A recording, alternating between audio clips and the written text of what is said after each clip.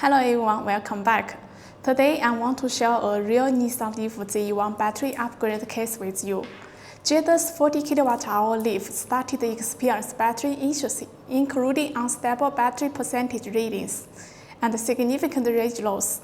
Unfortunately, Nissan declined the warranty support for this problem. Actually, Jade's family had a successful experience with us.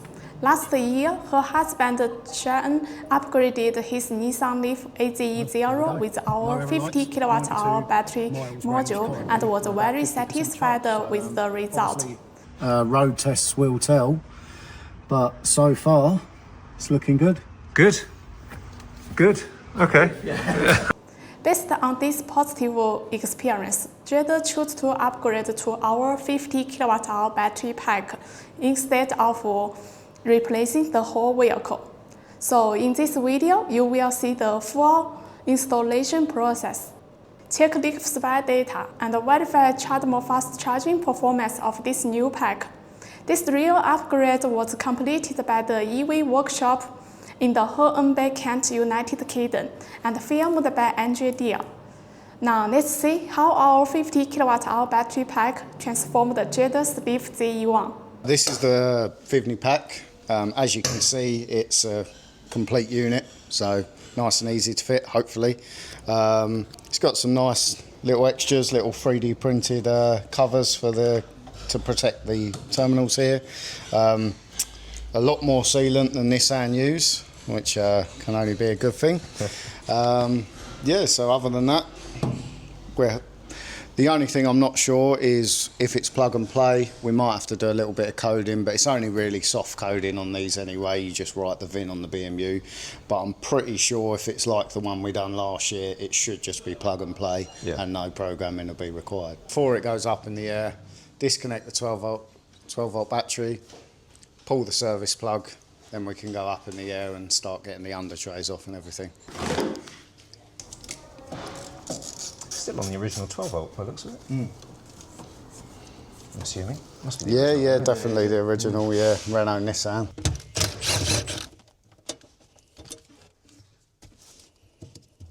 Then underneath there is your service plug for the battery. And this can sometimes be a real bugger to take out, right? Yes, especially if the service plug has never been out before, which the service plug, unless there has been some high voltage repairs, wouldn't actually have been taken out. You have to lift up this tab here, either side, that's it, this tab, and then service plug out. Oh, easy. No 20 minutes like last time.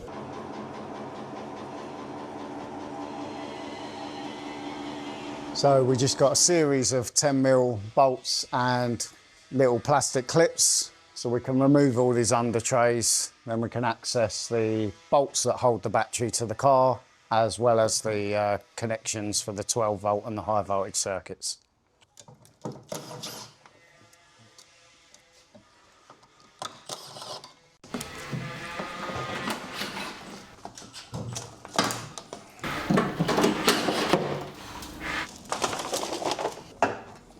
think that's it. That's it. A lot of crap under there, isn't it? God. Yeah, that's not. That's correct. Yeah, it does. Definitely compared to that. And all that sort of stuff.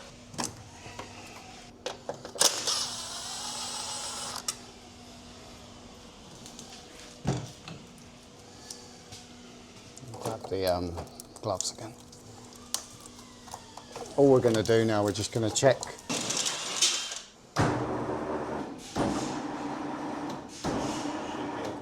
Yep.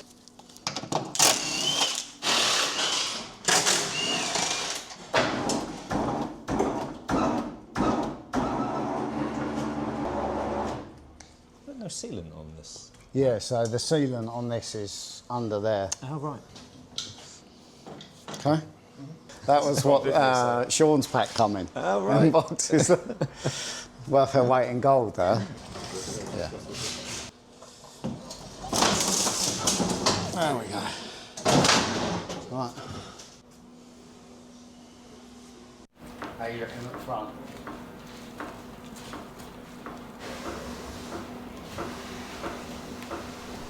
I might have to go a little bit more towards you. I'm not a million miles off though. So we get a couple of bolts started.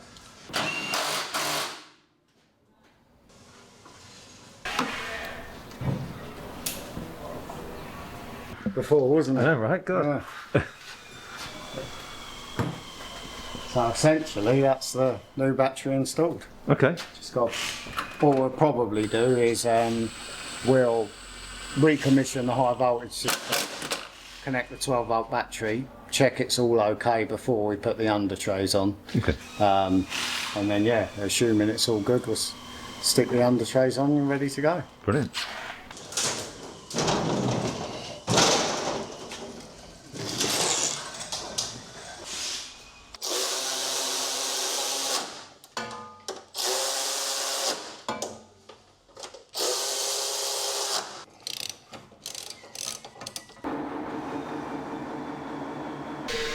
So calm. So now the service plug goes back on and we test if it all works. I say we test, I don't do anything. Yeah. Film. So actually, for a service plug, these Nissan Leafs are actually in quite a nice place. Sometimes you've got to take off the rear seats, or sometimes they're elsewhere. Sometimes they're not even a high voltage disconnect. It's a 12-volt disconnecting. Oh right, okay. So on the BMWs, you've got a little green plug that you have to unplug and then take off all the high voltage connections, and then the battery is completely dead from the rest of the car. I know the 330e does that. You have to. It's a 12-volt disconnect that makes it safe. Then you take off the high voltage connections, test it, and once that's all good, then you can work on it. So there's actually no physical service plug like this. Right, okay. Right, all back together. We'll reconnect the 12-volt battery, plug in our scan tool, make sure everything works, make sure the car starts, and go from there. Brilliant. Hopefully it's all good. Right, so the moment of truth now. So we're all back together, all connected up. So switch the ignition on. First of all, see if it goes into ready mode, and if so, see if there's any error lights on the dash, and go from there. All right, so we have gone into ready mode, but we do have some error lights on the dash, service EV system and the turtle light. So 29% state of charge. Okay. So we'll plug the machine in. Hopefully it's just a bit of soft coding, which is quite normal if you're fitting a foreign battery into a car. If we were even just replacing this with a 40 kilowatt Nissan battery that we got from a salvage yard or something, you would have them lights when you first installed it, and you just have to program the VIN into the BMU. So hopefully that's all we've got to do here. All right, so that's the VCI connected. You can see in the high voltage battery module here, we've got 12 error codes at the moment. Okay. And one in the EV system. So hopefully these will give us an idea of why there's some lights on the dash. As I was saying to you a minute ago, when you fit a foreign battery from a salvage yard or anywhere, this is the code we normally see, invalid battery. Okay. So hopefully, fingers crossed, I'm optimistic that this is just going to be a little bit of soft coding and we should be good.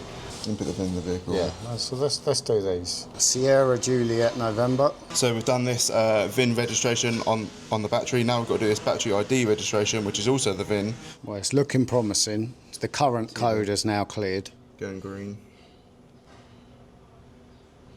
Right, let's try again. And there we go. So you can see now that we've got, it's in ready mode. We've got no error lights on the dash. 29% state of charge, which currently gives us 70 miles. Yeah, I'll be needing a charge before I get home. But yeah, it's brilliant. But maybe we could stick LeafSpy on and see what that shows us. Should we do that? Yeah, let's do it. So you got LeafSpy Yep, in here? yeah, so we'll pull it up. Sometimes it takes a little while to connect, so we'll see. So we've got a 99.91 state of health, so basically 100%. And across the whole pack, we've only got a 17 millivolt difference, which is amazing. When you learn all this stuff, they teach you that the tolerance is about 200 millivolts. Okay. But in reality, we see them fail even sort of lower tolerance than that. But it's even gone down to 15 now. So obviously this isn't loaded. So the real test would be monitor this under sort of harsh driving conditions to load the battery, but it's a very good sign at this stage. Okay.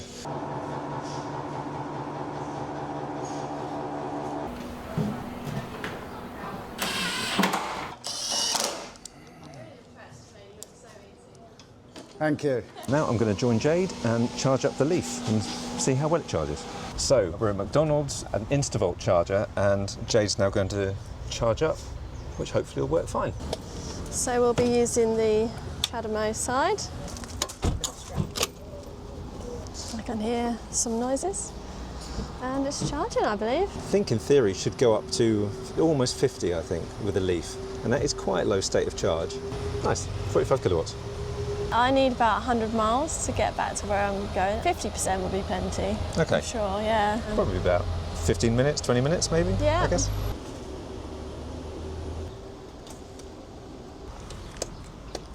So we see what range you've got? 136 miles, let's say. Yeah. And that's enough for you think? Absolutely, that's Yeah. plenty, yeah. I know a lot of people were wondering that in the previous video. Does it charge okay? And yes, it does. So how do you think that this went? I mean, obviously, compared to the last time, it was so much easier, wasn't it? Oh, it was much easier, yeah. I can appreciate the logistics is probably a bit more difficult because of the size of the package and the weight of it, but from installation purposes, much easier. Yeah. And a little bit of soft coding, which we didn't have to do last time, but minimal fuss. Really happy with how it's gone today, and it's not even lunchtime yet, and we're all done. So yeah, I can't complain. Fantastic to see just how easy it is to replace a pack. So this is the complete upgrade joy of this Nissan Leaf ZE1. From a 40 kWh battery pack with unstable performance and limited range to our VIVNE high performance brand new 50 kWh battery pack, you will get more range and excellent battery health. This case shows that the EV battery upgrade is not only about replacing an aged battery, it's also a smart way to extend the life of an electric vehicle and improve the overall driving experience. At VIVNE, we focus on providing reliable EV battery upgrade solutions for Nissan Leaf, Nissan NV200, and BMW i3. Our mission is to help more electric vehicles stay on the road with reliable battery upgrade solution. Okay, that's all for today. If you are interested in our EV battery upgrade or want to know more about our EV battery solution, please contact us.